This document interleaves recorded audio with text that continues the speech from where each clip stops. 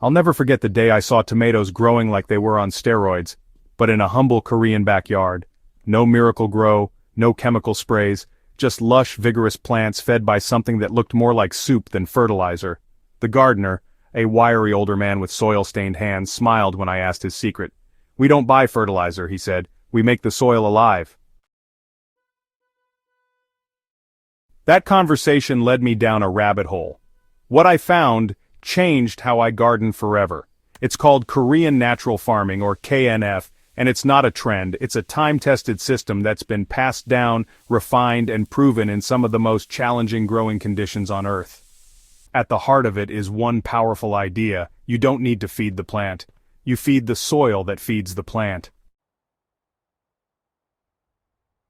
Let's dig into the exact trick that replaced fertilizer in my garden, and how you can try it this July.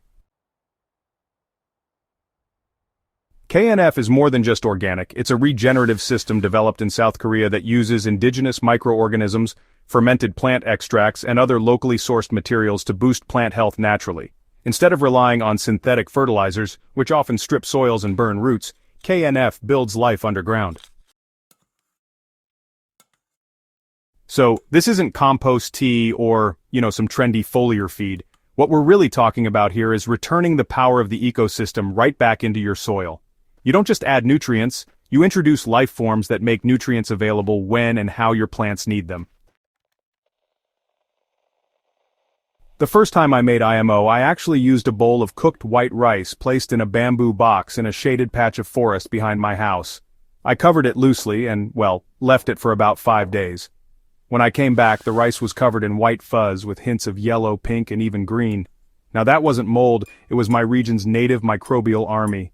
Fungi, bacteria, and actinomycetes had come to feast.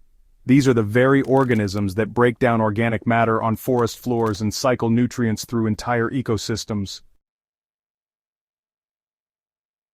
I mixed this microbe-rich rice with brown sugar in equal parts to stabilize it. This is known as IMO2, and honestly it can last for months if you keep it in a cool, dry place. The next step is to activate these microbes in larger quantities. I mixed a handful of IMO2 with rice bran, forest soil, and some molasses, then added just enough moisture to hold it together. I piled it up under a tarp in the corner of my garden. Over the next few days, the pile warmed up, not like a compost heap, but, subtly. It smelled earthy, and fine white fungal threads wove through the mix. That's IMO3 and IMO4, pure soil medicine. Once activated, I diluted a bit of this in rainwater and used it as a soil drench around my raised beds. Within a week, I noticed something incredible. My soil smelled different. The compact sandy mix began to feel looser, and the worms came back, first a few, then dozens. Unlike chemical fertilizers that force-feed plants synthetic nutrients, IMO-based treatments unlock what's already there. Indigenous microbes break down complex organic matter and release nutrients in forms plants can absorb slowly and safely. They also secrete enzymes and hormones that help roots grow stronger and more resilient. In my sandy coastal soil, water used to run straight through, but after a month of weekly IMO treatments, I noticed better moisture retention. Plants stopped wilting between waterings. And here's the kicker: my tomatoes, which were already established, doubled in production. Their leaves thickened, fruit size improved, and disease pressure dropped. That's not magic, it's biology. Healthy microbial populations help suppress soil pathogens through competition and by producing natural antibiotics. This natural balance eliminates the need for synthetic fungicides or harsh chemical treatments. The second part of the trick involves fermented plant extracts, or FPE. I made mine using comfrey, banana peel, and pumpkin skin. Chopped finely, packed into a jar, and covered with brown sugar, the mix fermented for 7 to 10 days. The resulting liquid was strained and diluted with water, then sprayed directly on plant leaves. My squash and beans responded like they'd been given a secret growth serum. The FPE provided trace minerals, enzymes, and plant growth hormones that plants absorb through their stomata.